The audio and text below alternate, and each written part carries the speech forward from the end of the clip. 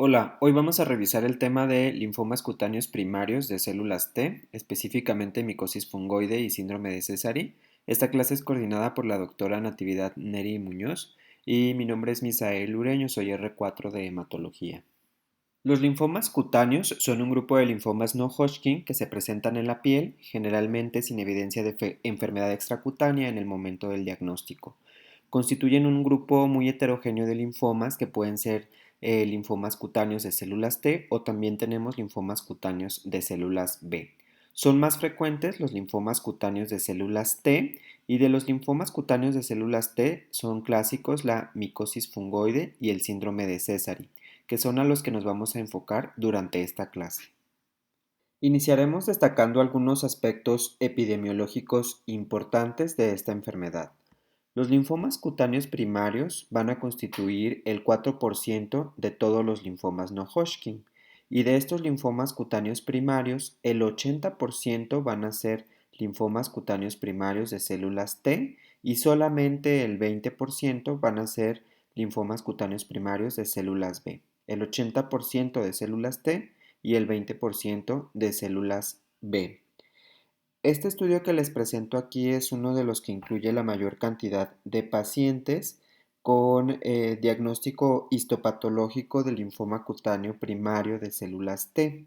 Se incluyeron 4.783 pacientes desde el año 1973 al 2002, esto en Estados Unidos, y se encargaron de reportar la incidencia de presentación de los linfomas cutáneos primarios de células T de acuerdo a estas variables que fueron la raza, el sexo y la edad, de tal manera que se reportó una mayor incidencia en los pacientes afroamericanos con una incidencia de 9 pacientes por cada millón de habitantes. De este lado podemos observar el número de casos.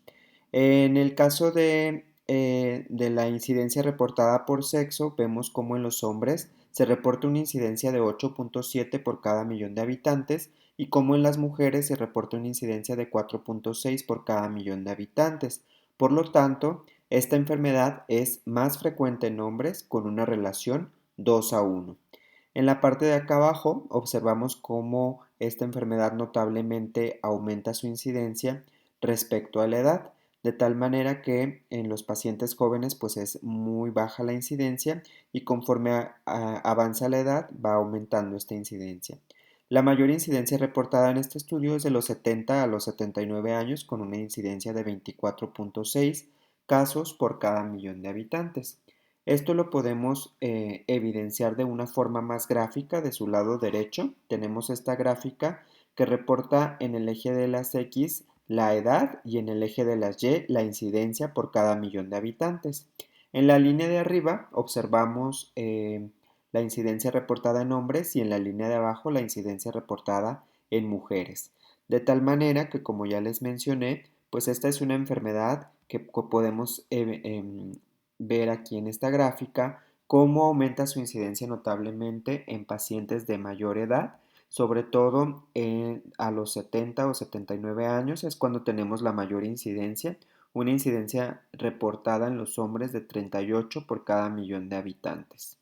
Y notablemente también cómo es una enfermedad más frecuente en los hombres con una relación de 2:1. En esta tabla les presento una extensión del estudio que les mencioné en la diapositiva anterior. Se agregaron más pacientes del 2000 al 2009. En total se analizaron 6.230 pacientes con diagnóstico histopatológico de linfoma cutáneo primario de células T y destacan en esta revisión cómo es muy notoria el cambio de incidencia respecto a los años. En la década de los 70 se reportó una incidencia de 2.8 por cada millón de habitantes y en el 2005 al 2009 una incidencia de 10.2 por cada millón de habitantes.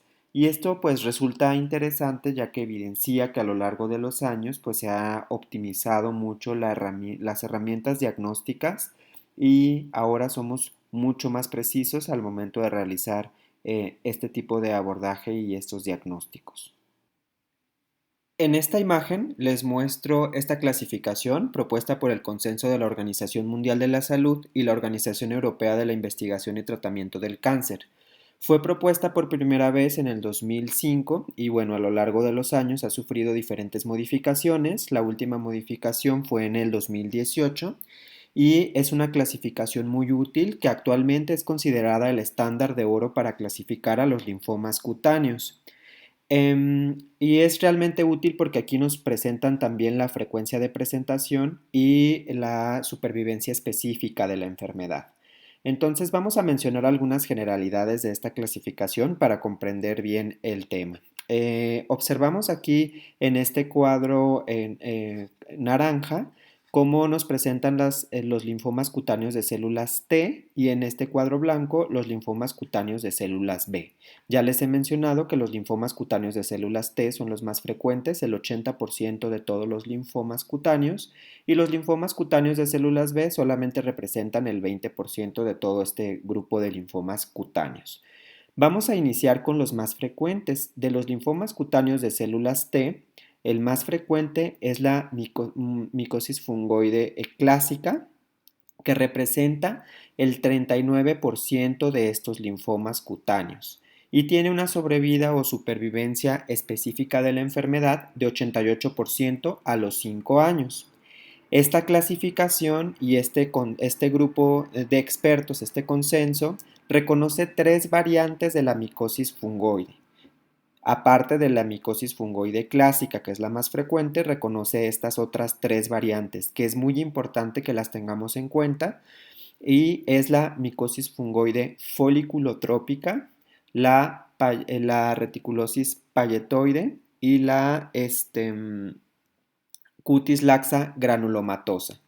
Como podemos ver, pues estas son variantes un poco más raras que la clásica. La más frecuente es esta, la micosis fungoide foliculotrópica, que se presenta en el 5% de los pacientes. Es una variante agresiva, podemos observar acá que la supervivencia es menor al resto de estas micosis fungoides, por lo tanto esto tenemos que considerarlo a la hora de dar un tratamiento para esta variante, porque estos pacientes ya sabemos que sobreviven menos.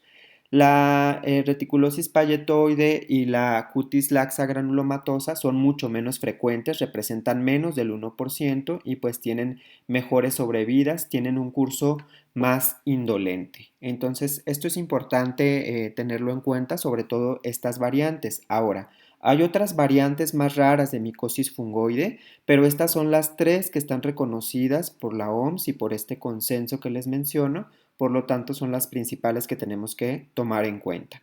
Tenemos la siguiente presentación, que es el síndrome de César, y lo pueden observar aquí. Representa el 2% de este tipo de linfomas. Podemos ver que también su presentación es muy rara. ¿Y cómo es el que menor tiene sobrevida? El síndrome de César, y pues les adelanto que es un linfoma cutáneo de células T que se considera leucemizado en realidad, porque va a tener afectación o involucro de la sangre periférica. Entonces, obviamente, al tener manifestaciones extracutáneas, pues tiene menor supervivencia específica de la enfermedad a los 5 años, que aquí lo reportan de 36%. Esto que les acabo de mencionar es a lo que nos vamos a enfocar en esta clase, a micosis fungoide y síndrome de César, pero aprovecho esta diapositiva para mencionarles algunas otras generalidades de esta clasificación, porque pues esto no lo vamos a ver en ninguna clase y nada más para que conozcan pues las más importantes. El segundo grupo de linfomas cutáneos más importante es este que está aquí, que son los trastornos linfoproliferativos cutáneos CD30 positivos. Este es el segundo más frecuente después de la micosis fungoide y representa alrededor del 25% de estos linfomas. Entonces también lo tenemos que tomar en cuenta. Y de estos, de los CD30 positivos, el más frecuente es este que vemos acá abajo, que es la papulosis linfomatoide.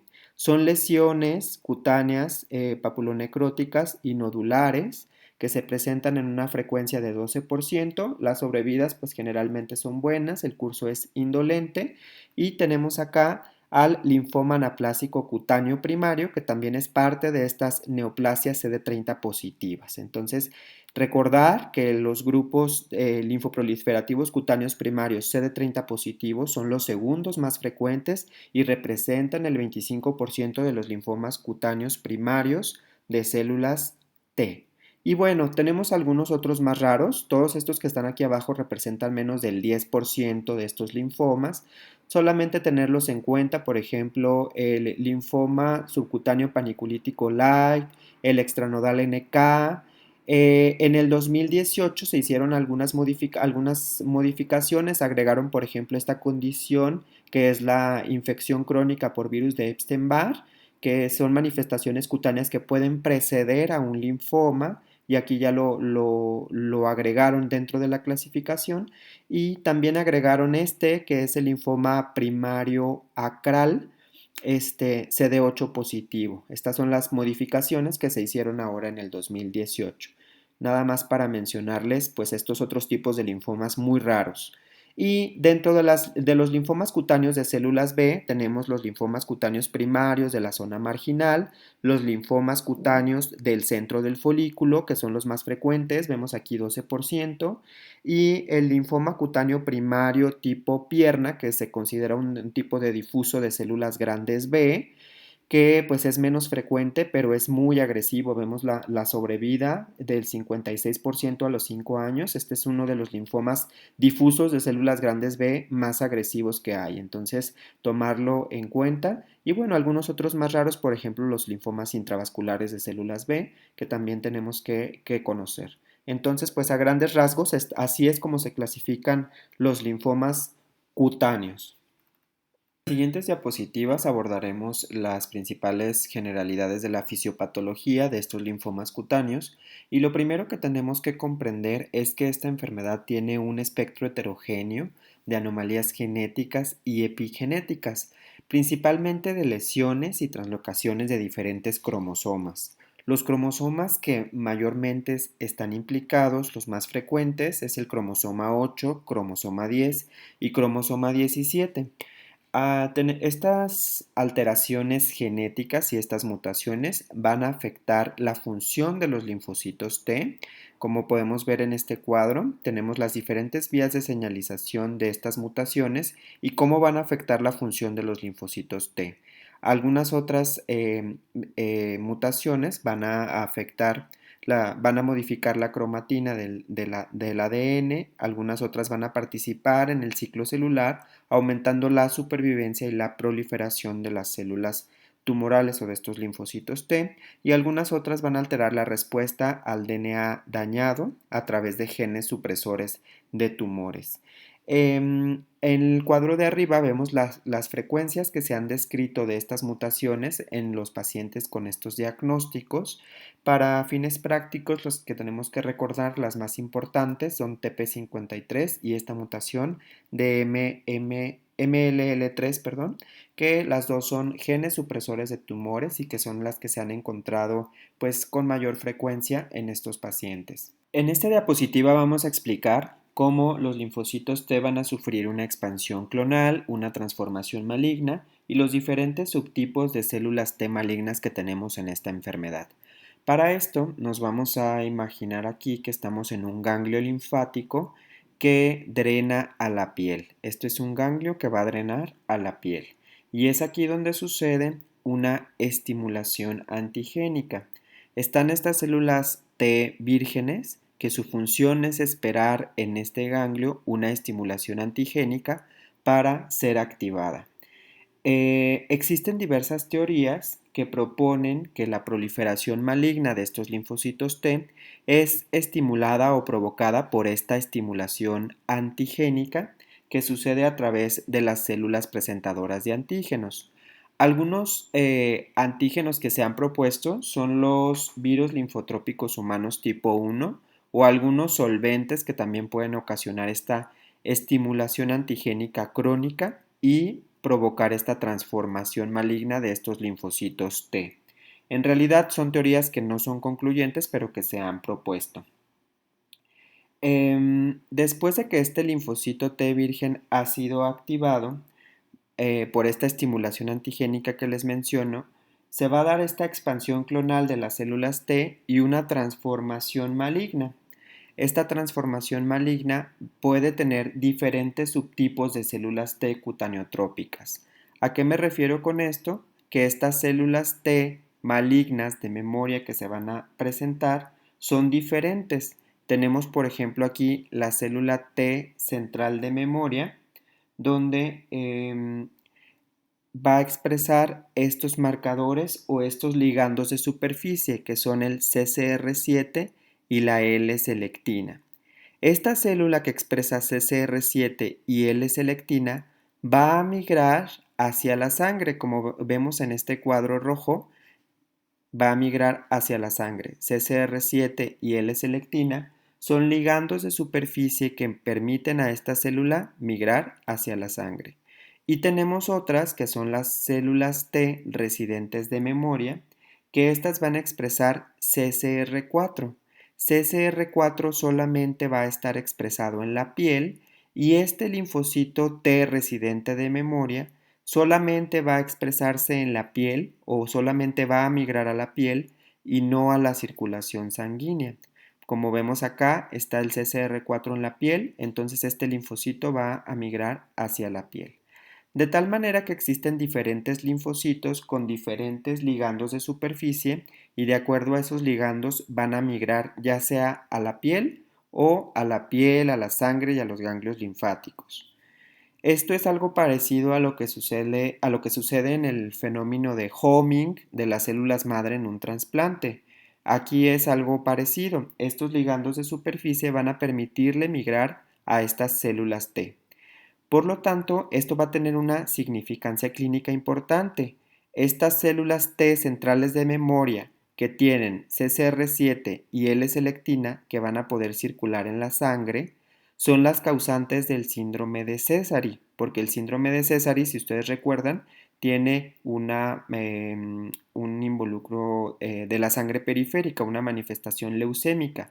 Pues es por esto, porque estos linfocitos T centrales de memoria a través de estos marcadores de superficie pueden andar o migrar en la circulación sanguínea.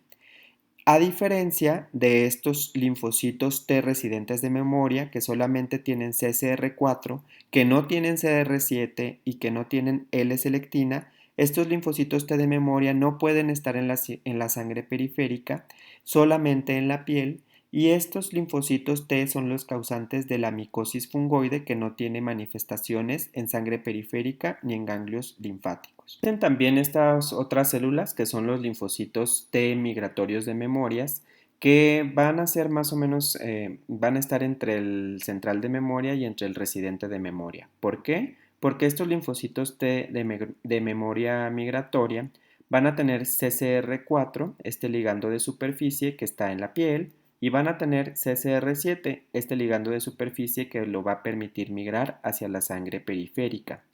La diferencia es que este linfocito T no va a tener L-selectina, solo tiene CCR4 y CCR7. Por lo tanto, estos linfocitos T migratorios de memoria son causantes de superposiciones entre una micosis fungoide y un síndrome de Sézary porque puede estar en la piel, en la sangre periférica o en las dos. Entonces, esta es la causa por la que hay algunos tipos de linfomas cutáneos que pueden superponerse entre micosis fungoide y síndrome de Sézary. Para dejar más esquematizado lo de la diapositiva anterior, aquí les muestro de una forma más esquemática los diferentes tipos de células T que van a ocasionar estas diferentes linfomas cutáneos.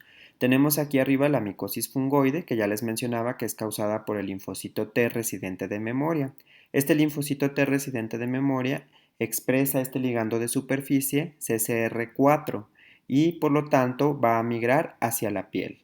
Este tipo de linfocito residente de memoria no tiene CCR7 y no tiene L-selectina, por lo que no puede ir hacia la sangre periférica.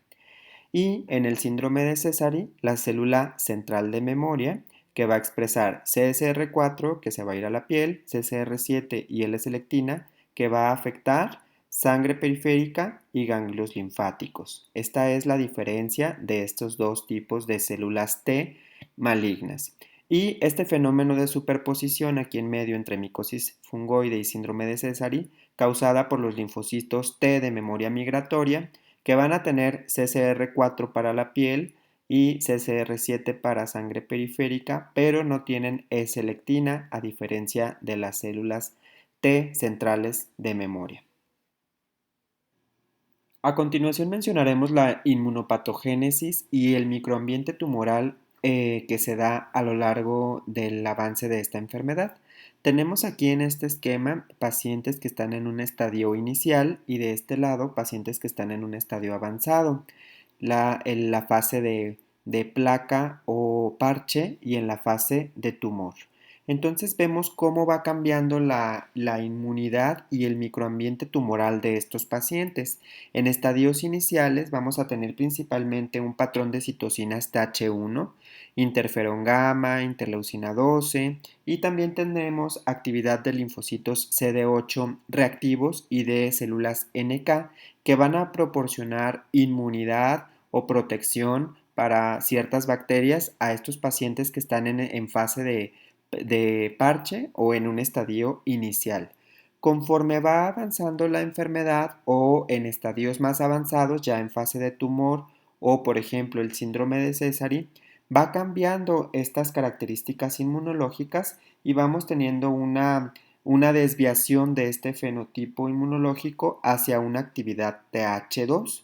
Entonces van a cambiar las citocinas, va a cambiar el microambiente tumoral de estos pacientes, vamos a tener toda esta producción de estas citocinas y se va a perder esta inmunidad que nos proporcionaban los linfocitos CD8, por lo tanto estos pacientes pues van a tener mayor riesgo de infecciones. ¿Qué traduce esta inmunogénesis que les acabo de mencionar? Pues los pacientes entre mayor estadio tengan de la enfermedad, entre un estadio más avanzado, van a tener esta pérdida de inmunidad, por lo tanto un mayor riesgo de infecciones bacterianas. Es por este motivo que los pacientes que ya se encuentran en una fase tumoral de la enfermedad presentan ulceraciones e infecciones graves de la piel. Y otra de las implicaciones clínicas que tiene esta inmunopatogénesis, pues es una respuesta antitumoral disminuida. Cuando avanzamos, cuando tenemos un estadio más avanzado, se ven involucradas todas estas vías de señalización que van pues afectar o a disminuir la respuesta antitumoral inmunogénica. A continuación, abordaremos algunos aspectos generales de las manifestaciones clínicas de estos linfomas cutáneos. Generalmente estos son diagnósticos que son realizados por los dermatólogos, sin embargo, pues nosotros tenemos que tener la suficiente destreza para identificar estas lesiones, para poder clasificar a nuestros pacientes en los diferentes estadios y decidir cuál es el mejor tratamiento. Empezaremos con la micosis fungoide clásica.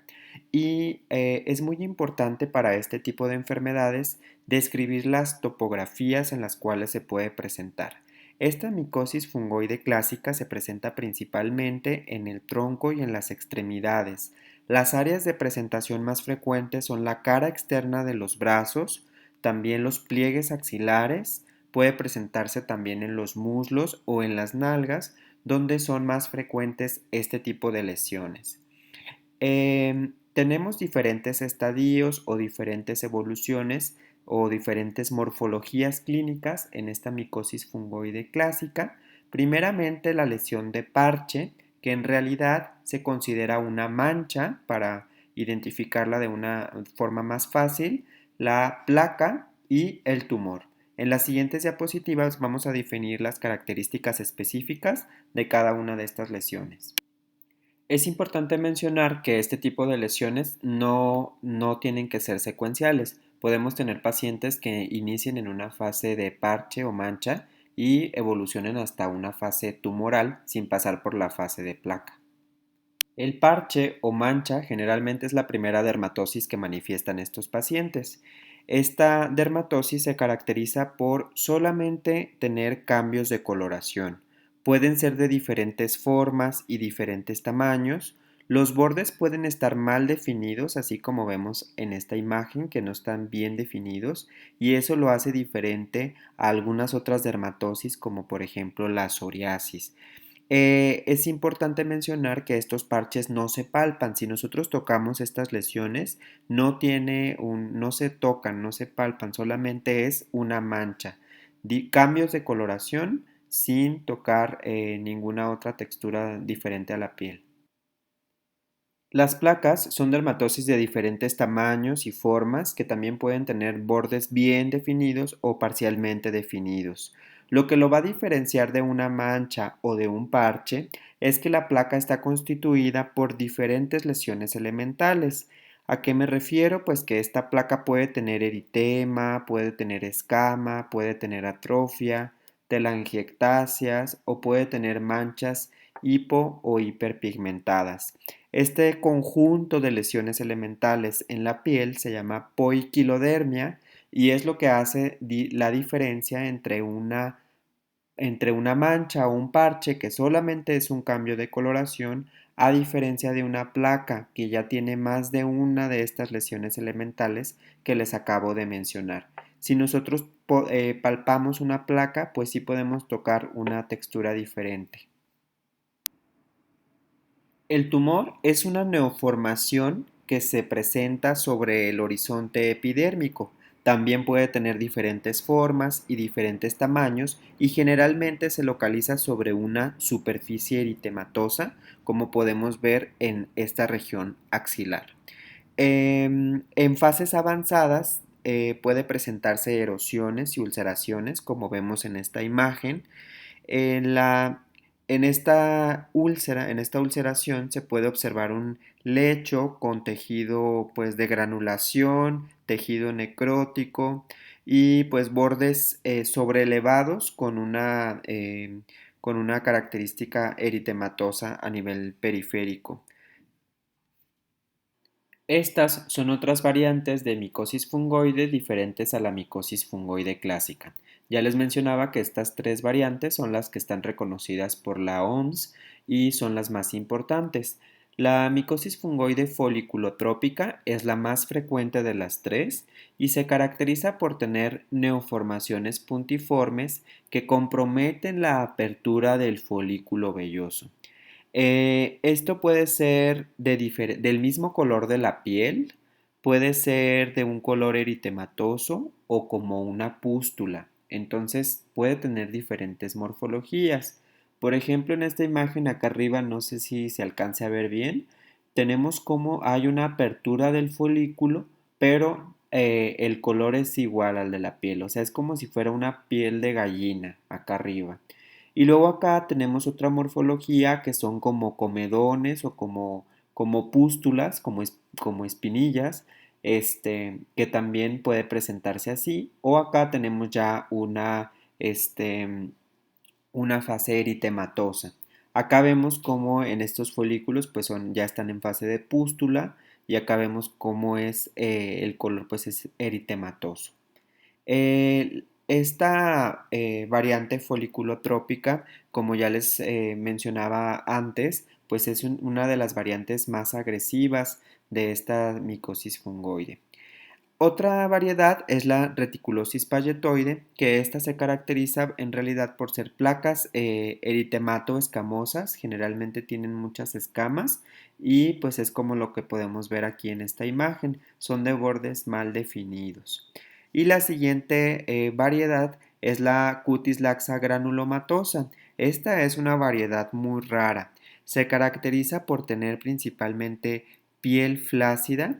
Generalmente los pacientes tienen unos colgajos como estrías, como colgajo de piel muy, muy grande y una superficie lisa y brillante, como podemos ver aquí. Esta superficie lisa y brillante pues en realidad es la atrofia de la piel y acá vemos algunos colgajos. La dermatosis que manifiestan los pacientes con síndrome de Sézary es eritrodermia. La eritrodermia se va a definir como un eritema difuso que afecta más del 80% de la superficie corporal total. Estos pacientes van a tener también muchas escamas laminares y es importante también que afecta a palmas y plantas. No respeta palmas y plantas, tiene una afectación palmoplantar. Generalmente tienen escamas adheridas en las plantas de los pies y tienen queratodermia también en las palmas de las manos.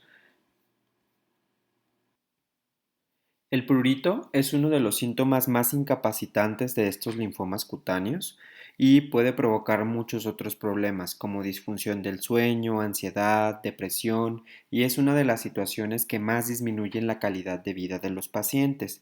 Se presenta en el 66% de los pacientes con linfomas cutáneos y en este estudio que les presento aquí en esta imagen se evaluó de acuerdo a una escala de valoración análoga la intensidad del prurito de acuerdo a los diferentes estadios de la micosis fungoide y el síndrome de Sézary. La intensidad del prurito, la mayor intensidad de este prurito fue en el síndrome de Sézary, como podemos observar aquí en esta gráfica, y en estadios avanzados de la micosis fungoide. Existen diferentes mecanismos por lo cual estos pacientes van a tener un prurito muy intenso y muy incapacitante en algunos casos. Algunos de ellos se han propuesto la gastrina, que actúa a través de un péptido liberador de gastrina, algunas activaciones de los receptores de opioides que van a ocasionar una degranulación de los mastocitos, algunas otras interleucinas que están involucradas, sobre todo estimulando diferentes células sensoriales y causando activación de monocitos y macrófagos, y la sustancia P de los queratinocitos, que también puede afectar diferentes vías nerviosas, así como las proteinasas que van a estar relacionadas a calicreína. Para el diagnóstico de esta enfermedad es importante hacer una correlación clínico-histopatológica y en algunos casos nos podemos apoyar también de estudios moleculares. Esta enfermedad se llama micosis fungoide porque en 1806 el dermatólogo francés Alibert lo comparó con los nódulos tumorales, lo comparó con hongos y por eso históricamente pues tenemos este nombre de micosis fungoide. Dentro del diagnóstico ya les mencionaba que nos apoyamos en la histopatología y en los estudios moleculares. Vamos a comenzar describiendo los principales hallazgos que vamos a encontrar en una biopsia de piel con un paciente con micosis fungoide. Dentro de estos hallazgos vamos a encontrar células mononucleares atípicas con núcleos cerebriformes en la dermis superior, como podemos ver aquí en la imagen. También tenemos algo que se llama epidermotropismo. Eso quiere decir que los queratinocitos de la dermis van a invadir la epidermis, como podemos ver acá de este lado. Y algo patognomónico y característico es esto que vemos acá, que son los microabscesos de Pautrier, que son agregados intraepidérmicos como bolitas que están aquí en la epidermis. Estos microabscesos de Pautrier son patognomónicos de micosis fungoide, pero no se presentan en todos los pacientes, solamente en el 38% de los pacientes. Y bueno, estos son los principales hallazgos a nivel histopatológico. Otro de los estudios que tenemos que realizar, sobre todo en los pacientes con eritrodermia que sospechemos síndrome de Sézary, pues es un frotis de sangre periférica. En el frotis de sangre periférica, en el caso del paciente con síndrome de Sézary, vamos a observar estas células que podemos ver aquí, que son células mononucleares con un núcleo cerebriforme, se parecen pues al tamaño de un monocito y estas células tienen este fenotipo característico con CD4 positivo, CD26 y CD7 negativo. Tenemos que hacer una citometría de flujo para identificarlas, cuantificarlas y así poder hacer un diagnóstico de síndrome de Sézary. En las próximas diapositivas les mencionaré cuáles son los criterios diagnósticos para estos linfomas. Otro de los estudios que se realizan pues es, como ya les mencionaba, el inmunofenotipo, la inmunohistoquímica. Característicamente el fenotipo de este linfoma de la micosis fungoide es que expresa CD2 positivo, CD3, CD4, CD5 y va a ser negativo para CD7 y CD8. Tiene que cumplir todas estas características para poderse concluir por inmunofenotipo la conclusión de este diagnóstico. Algunas micosis fungoides atípicas pueden tener CD8 positivo, pero bueno, lo demás lo tenemos que cumplir.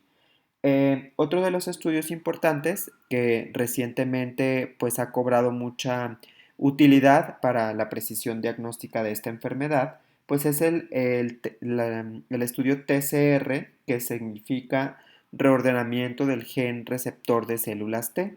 Este se realiza a través de PCR o secuencias de alto rendimiento y en realidad lo que nos ayuda a realizar es determinar la clonalidad de esos linfocitos T que se encuentran en la piel y así poder determinar que estas son células neoplásicas y lo diferencia muy bien de algunas otras dermatosis reactivas. Existen herramientas diagnósticas objetivas que nos permiten integrar el diagnóstico de estos linfomas en el caso de la micosis fungoide en una etapa temprana por medio de puntos de acuerdo a diversos criterios. Estos criterios que se toman en cuenta para este algoritmo del diagnóstico pues son criterios clínicos, criterios histopatológicos, criterios de biología molecular y criterios inmunopatológicos de tal manera que los describen de la siguiente manera. Si el paciente tiene parches o placas, entonces cumplirá un punto dentro de estos criterios clínicos y si aparte de tener parches o placas tiene alguna de estas otras criterios adicionales que son variaciones en la forma y el tamaño de las localizaciones o poiquilodermia, que ya les mencionaba que este término hace referencia a diferentes lesiones elementales de la piel. Entonces, si aparte de tener este, tiene alguno de estos otros, tendríamos 2 puntos. Dentro de los criterios histopatológicos tenemos la presencia de linfocitos infiltrado en linfocitos superficiales. Si tenemos este en nuestra biopsia tendríamos un punto y si aparte tenemos epidermotropismo, que es esa infiltración de queratinocitos a la epidermis, o atipia linfoide, entonces tendríamos 2 puntos dentro de estos criterios histopatológicos. Otro de los criterios a tomar en cuenta son los criterios de biología molecular, que estos son los que ya les mencionaba, demostrar la clonalidad por TCR, por el reordenamiento clonal del receptor de células T. Si este está presente, si demostramos clonalidad, tendríamos un punto en este criterio de biología molecular. Y en el caso de los criterios inmunopatológicos, pues tenemos que demostrar por inmunofenotipo el fenotipo característico que ya les había mencionado de estas células de micosis fungoide, que son que menos del 50% de las células T expresen CD2, CD3 o CD5 y que menos del 10% tengan células T que expresen CD7.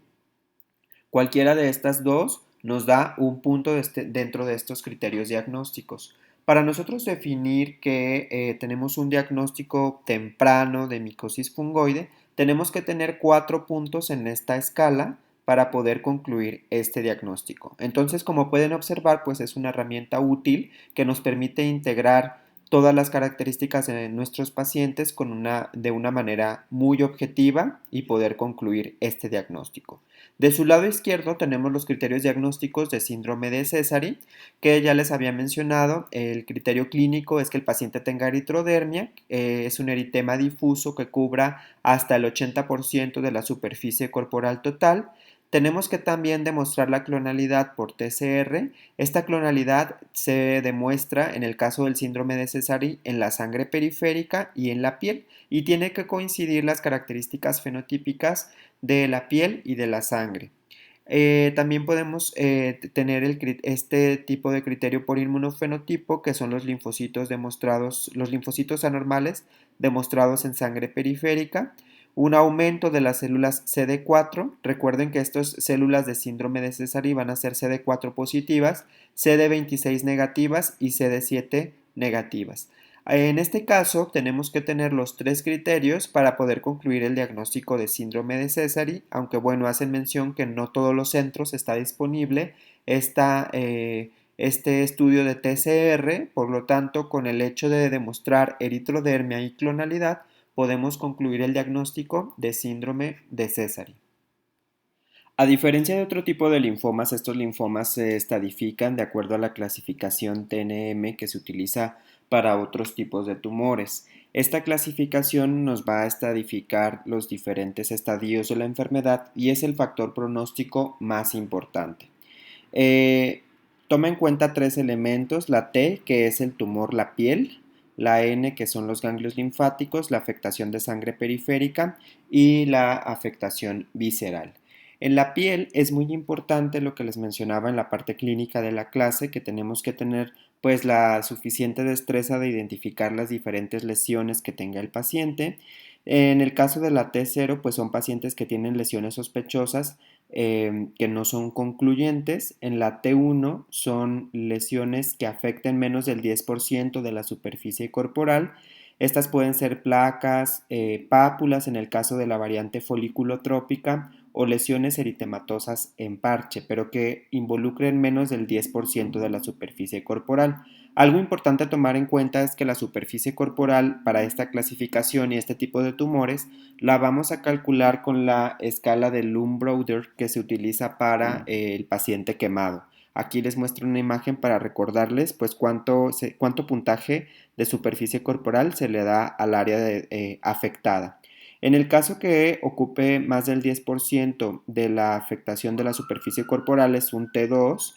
En el caso de que el paciente ya esté en una fase tumoral es un T3, y en el caso de que el paciente tenga eritrodermia es un T4. Entonces todos los síndromes de Sézary con eritrodermia van a tener un T4.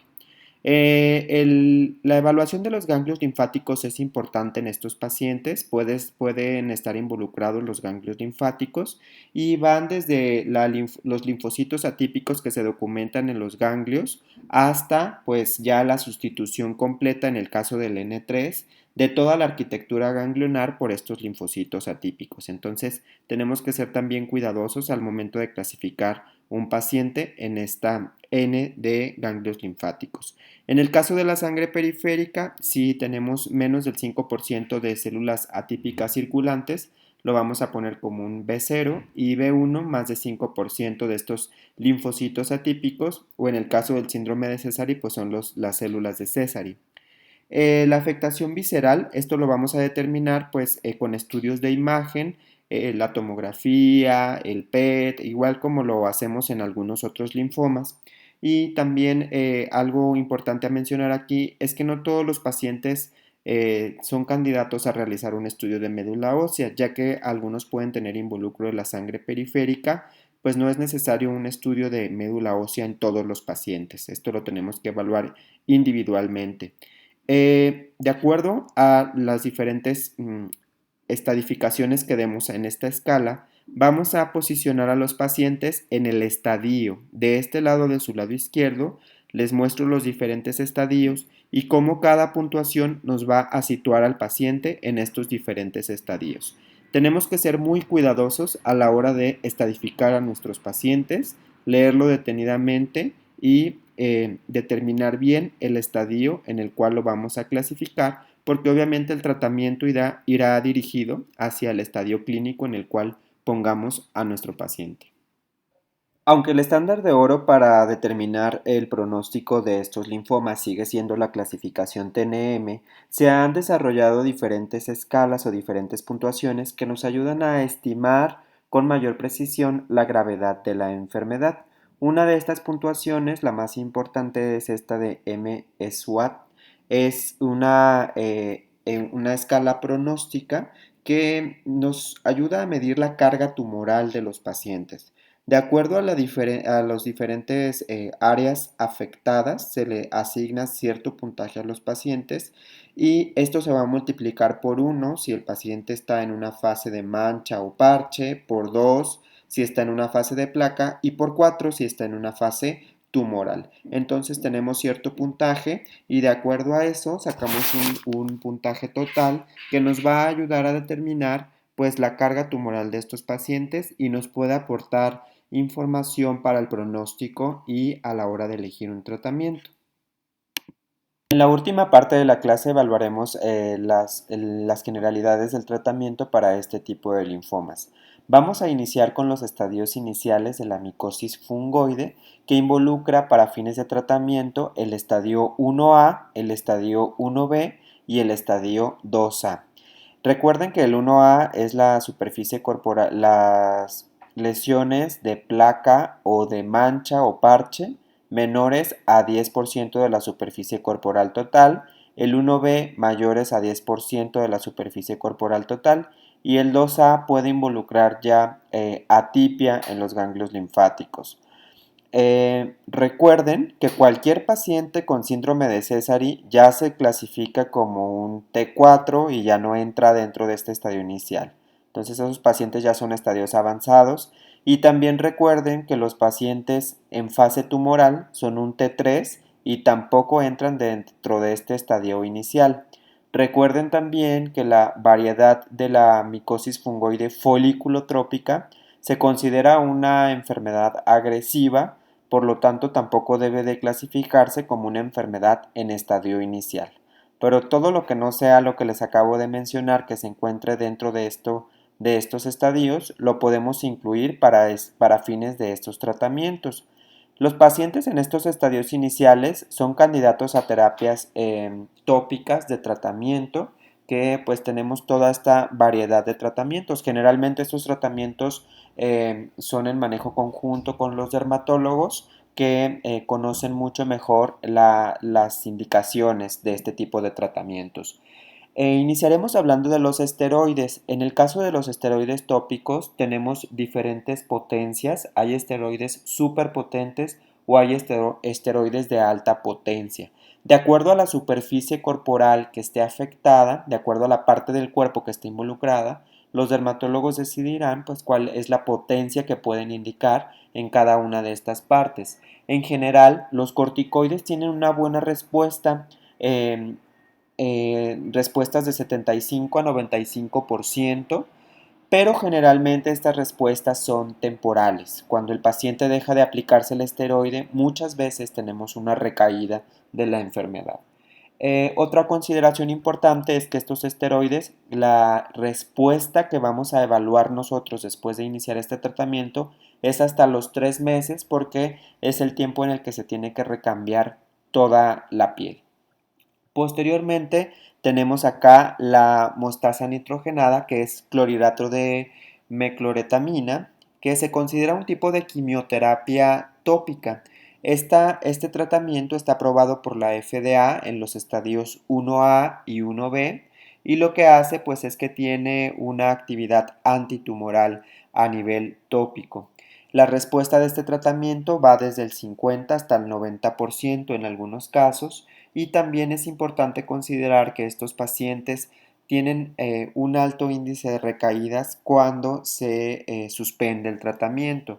Solamente el 20% de los pacientes no van a recaer, pero casi el 80% van a tener una recaída al suspender el tratamiento.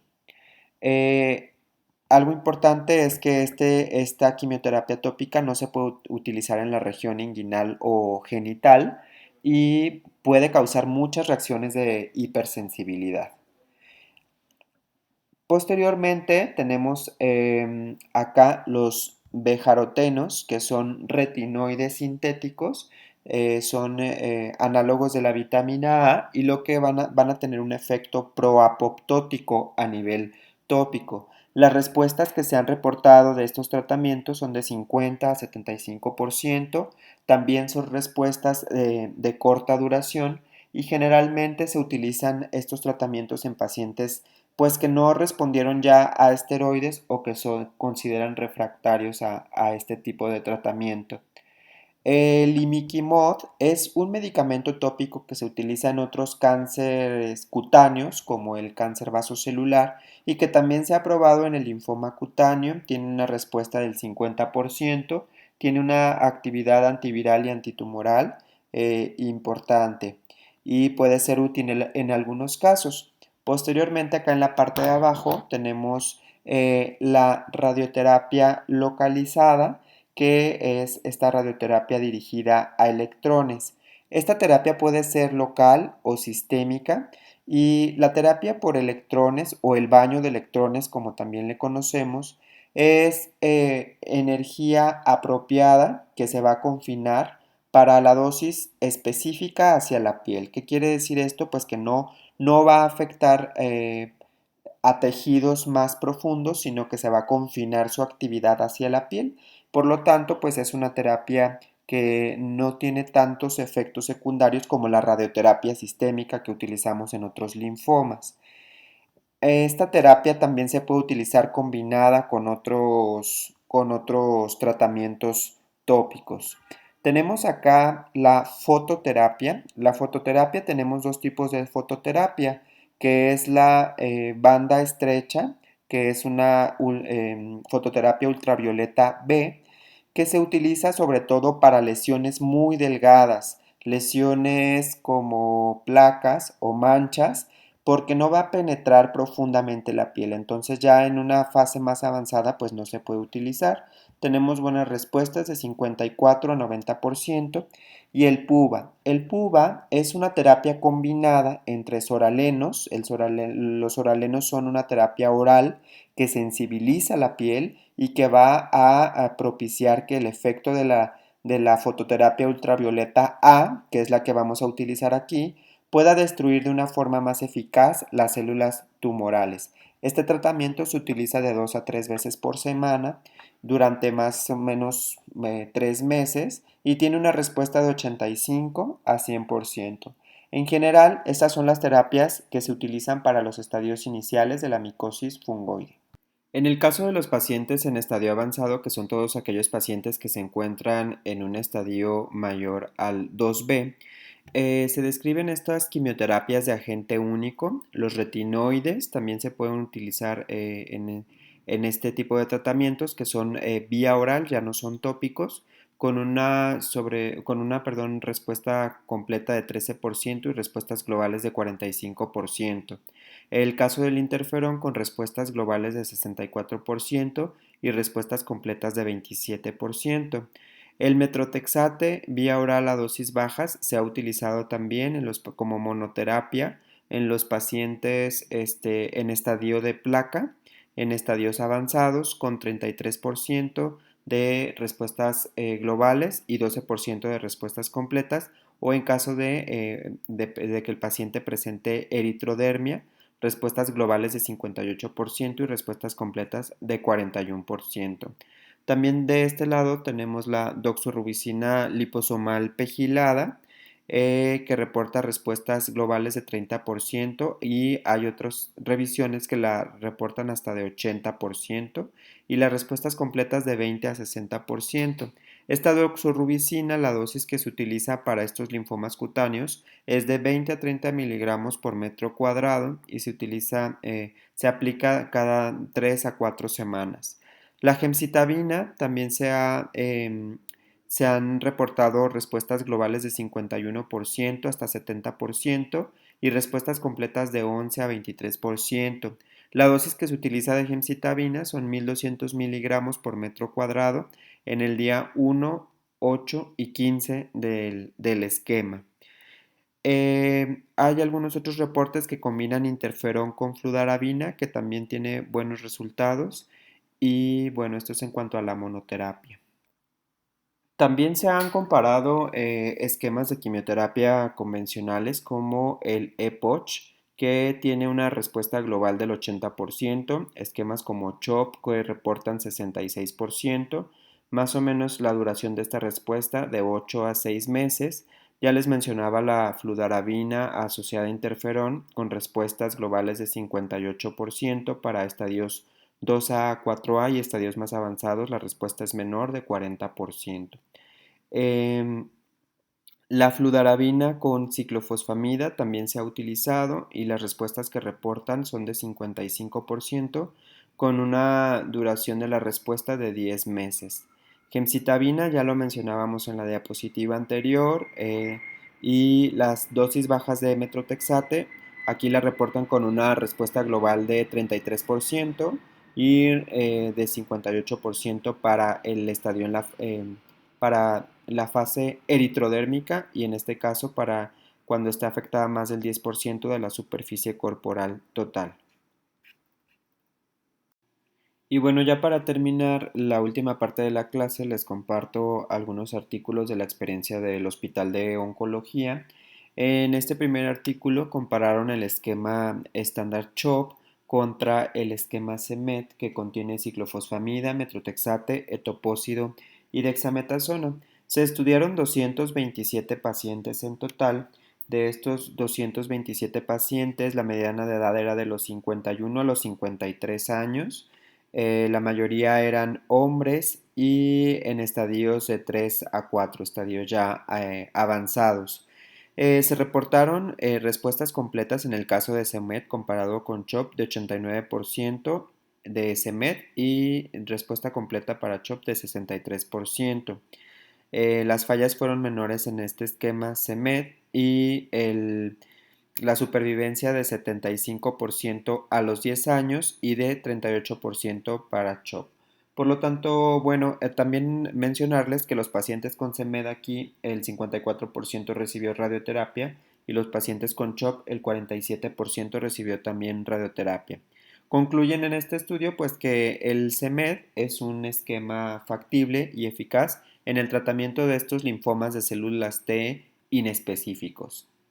En este otro ensayo se incluyeron pacientes con linfoma de células T en refractario o recaído y se compararon las dosis bajas de interferón con metrotexate y otro brazo de interferón con retinoides. Se incluyeron en total 377 pacientes, de los cuales el 53% pertenece al brazo de interferón metrotexate y el 46% interferón más retinoides. La mediana de edad era de los 63 a los 64 años, la mayoría de estos pacientes estaba en estadio 2B y acá son los tratamientos que ya habían recibido previamente: fototerapia, esteroides, retinoides con esteroides, radioterapia local, esteroides y bueno, se compararon estos dos esquemas, las respuestas fueron de 16% para interferón metrotexate,